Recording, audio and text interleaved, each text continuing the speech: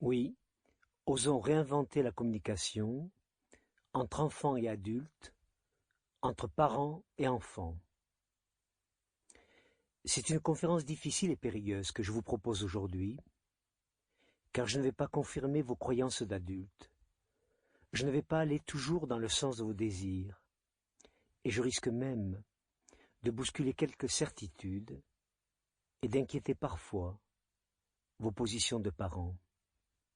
Et en même temps, j'ose l'espérer, je souhaite vous proposer des jalons pour une méthodologie possible, pour l'apprentissage de relations en santé, dans la famille et l'école. Vivre des communications vivantes pour avoir des relations en santé. Car c'est mon utopie la plus vitalisante qu'un jour les principes d'une communication vivante soient enseignés, au même titre que le français, le calcul, l'histoire ou la géographie, dans toutes les écoles. Je ne souhaite pas mourir avant d'avoir vu cela.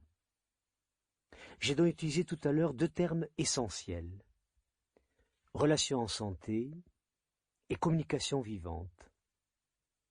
Et ce sera donc l'essentiel de mon propos, que j'ai divisé en trois parties.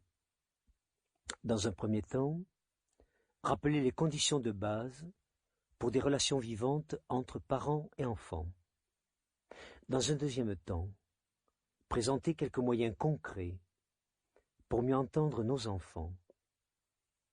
Et dans un troisième temps, reconnaître les différents langages d'un enfant et par là même, reconnaître les différents langages des ex-enfants que nous sommes. Découvrir par exemple que ne plus pratiquer ce que j'appelle la relation klaxon, qui consiste à utiliser le tu en parlant sur l'autre.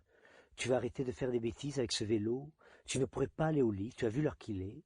Tu devrais arrêter cette télévision et faire tes devoirs, car autrement tu seras fatigué demain ou tu auras des ennuis.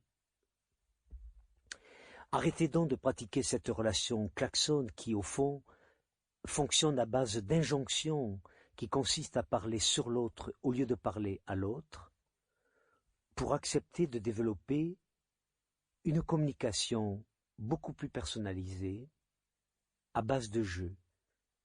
Je ne parle pas sur l'autre, je parle à l'autre. Eh bien, ces quelques règles que j'appelle d'hygiène relationnelle me paraissent quant à moi aussi importantes que la règle du participe passé, la bataille de Marignan ou le carré de l'hypoténuse.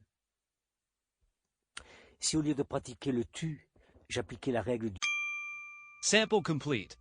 Ready to continue?